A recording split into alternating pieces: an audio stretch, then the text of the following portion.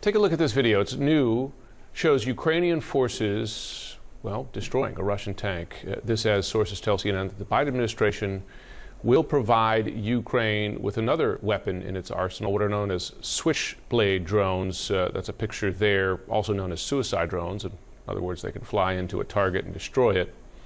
While we don't know which model Ukraine will get, the largest is capable of hitting targets some 20 miles away. One of an array of weapons that the U.S. and its NATO partners are now sending in. My next guest, though, says more needs to be done by the U.S. and NATO, and now. With me now, Republican Congressman Adam Kinzinger from Illinois. Congressman, thanks for taking the time this morning. Yeah, you bet. Thanks for having me. So you have been forward-leaning on the support that the U.S. and NATO have to offer, including keeping open the possibility of a no-fly zone. They have have sent in a host of air defense systems, including the S-300, which is high altitude. And I spoke with your colleague, Mike McCall, yesterday, who said that that combination of things could allow Ukraine to, in effect, establish something close to its own no-fly zone. And I wonder if you agree with that. Yeah, I do. I mean, look, I think we can always find things, and I do, that I disagree with the administration on in areas where I think they should do something different or speak differently about it. But there is no doubt this is very forward-leaning, and short of a no-fly zone, giving Ukraine all the tools they can to defend. I think the key is to remember this. A lot of the times people think about like the airspace in Ukraine contested as a given thing. Russia has no right to close Ukraine's airspace. Ukraine has every right to defend their airspace, even to invite in allies, which is why I'm supportive of a no-fly zone.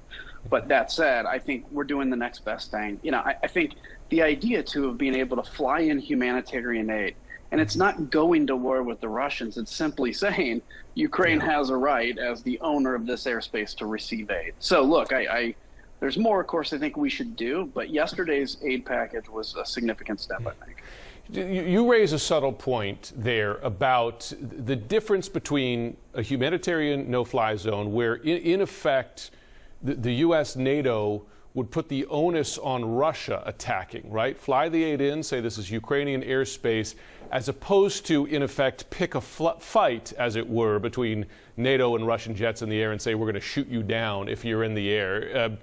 That's a difference, and I wonder if you think that is a risk worth taking and the U.S. and NATO can take, in effect, call Russia's bluff.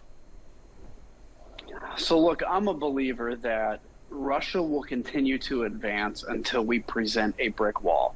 One of my criticisms of the Biden administration has been repeatedly saying what we're unwilling to do.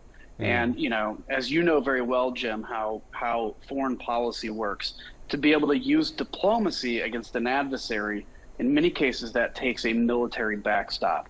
And so I think if you said, look, Ukraine has a right to its airspace, we're going to deliver not even just humanitarian supplies, even if we were going to deliver military supplies, the point is they have every right to protected skies. And we could say simply, here's the path we're flying, and it's on Russia if they challenge us. And I'm just a believer that Russia is going to escalate, whether it's chemical weapons, God forbid, tactical nukes, which is not strategic nukes.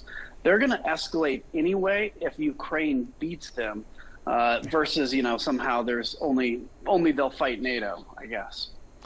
And by the way, we should note that some of the weapons they're already using can kill arguably just as many people as, say, a chemical weapons attack, and they're using them deliberately on civilian targets. But do you believe if Russia were to take that qualitative step of, say, using phosphorus bombs as they've used in Syria before, that the U.S. and NATO should directly, under those circumstances, engage Moscow?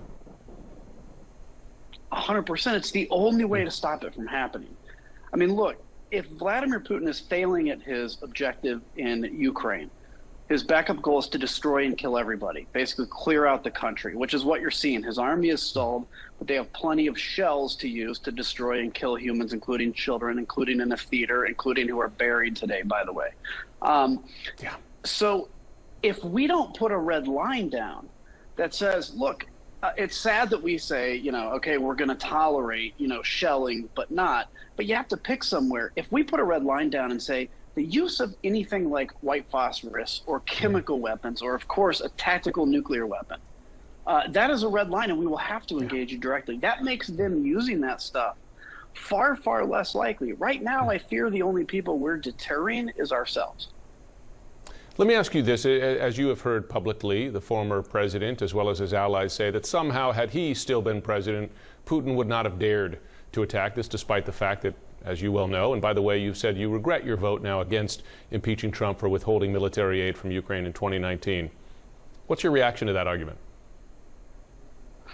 Look, he was an awful president, and he was awful on this issue. I mean, yeah, there is something to the fact that, nobody knew what Donald Trump was going to do, but that was just because he didn't know what he was going to do. But that was not a deterrent to Putin.